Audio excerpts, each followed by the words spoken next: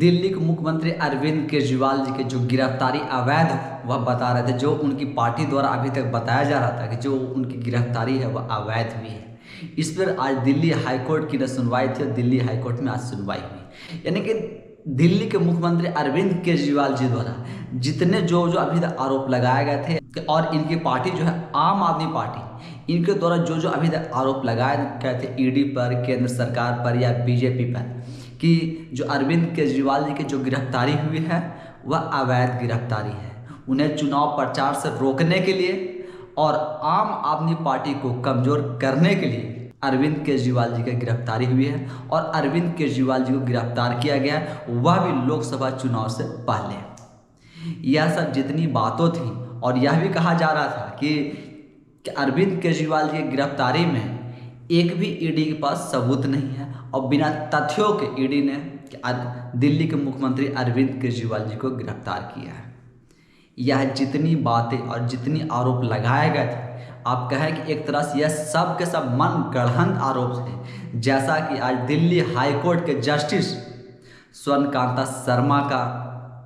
जो निर्णय आया है, जो निर्णय दिया गया है, जो निर्णय सुनाया गया है, वह सब आप अगर पढ़ेंगे और सुनेंगे तो लगेगा कि अभी तक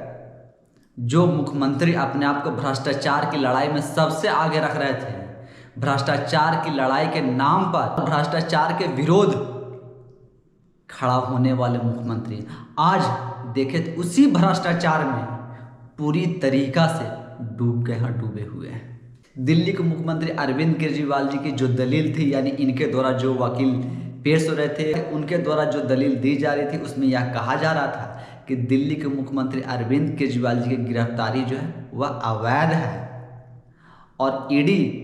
द्वारा गिरफ्तार जो किया गया वह अवैध है और जो सरकारी गवाह बनाए गए हैं, जो सरकारी गवाह बने हैं, वह उनसे डरा करके, धमका करके और उनको पीट करके ज़बरदस्ती जो बयान है वह दिलवाया गया है। लेकिन यह सब बातों पर जो जस्टिस सूर्यकांता शर्मा, उनका जो जवाब था, दिल्ली के मुख्यमंत्री अरविंद केजरीवाल जी की गिरफ्तारी करने के लिए और गिरफ्तारी का पर्याप्त सबूत ईडी के पास है। आप अगर पहली नज़र में देखें तो ईडी के पास पर्याप्त सबूत हैं अरविंद केजरीवाल जी को गिरफ्तार करने के लिए। दूसरा जो आरोप लगाए गए थे कि केंद्र सरकार द्वारा और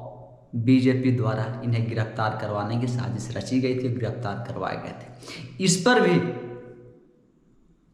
माननीय न्यायाधीश का कहना है कि यह जो मामला है वह ईडी और अरविंद केजरीवाल है, यानी ईडी बनाम अरविंद केजरीवाल है। इसमें न केंद्र सरकार है न बीजेपी है। उसके बाद जिस गवाह की बात कर रहे थे कि जिस गवाह का बयान जो है, जो ईडी द्वारा लिया गया है, जो बयान दिए गए हैं, वह डरा करके, धमका करके और पीट करके बयान लिया गया है, उस पर भी जस्टिस सूर्यकांता शर्मा का कहना था और वह बोले हैं कि जो बयान हुए हैं वह कोर्ट में बयान हुए हैं या ईडी का बयान नहीं है, कोर्ट में बयान हुआ है। और आप इस पर सवाल खड़ा कर रहे हैं तब आप जज पर सवाल खड़ा कर रहे हैं, यानी जो अप्रूवर का जो बयान था वह बयान जो है वह कोर्ट में हुआ था और कोर्ट में लिया गया था। तो इनके बयानों पर सवाल खड़ा करने का मतलब है कि आप जज के ऊपर सवाल खड़ा कर रहे हैं। तो इनकी जो दलीलें दी जा रही थी और जो अभी तक ये आरोप लगाते आ रहे थे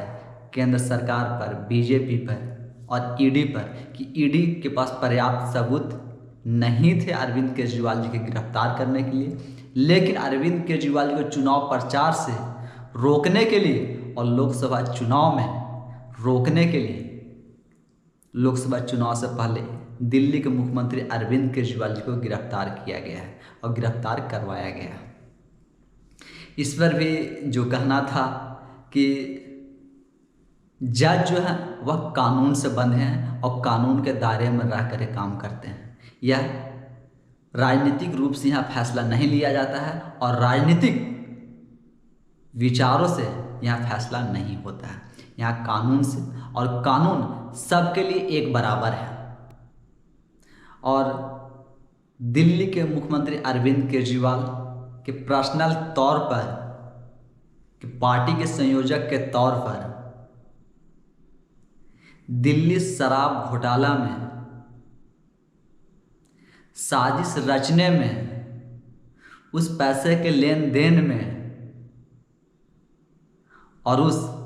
पॉलिसी बनाने में सक्रिय रूप से साजिश करता है। यानी कि जिस शराब घोटाले में उनका नाम आया है, उसमें जो अभी तक ईडी ने सबूत पेश किए हैं और जो सबूत दिया गया, उसके आधार पर कोर्ट द्वारा यह कहा गया है कि आप साजिश रचने में, इस पॉलिसी बनाने में और इन लोगों के साथ मिलकर के आप ना बल्कि एक मुख्यमंत्री के तौर पर, बल्कि आप एक पर्सनल तौर पर, एक पार्टी के संयोजक के तौर पर भी आप इसमें सम्मिलित हैं और आपकी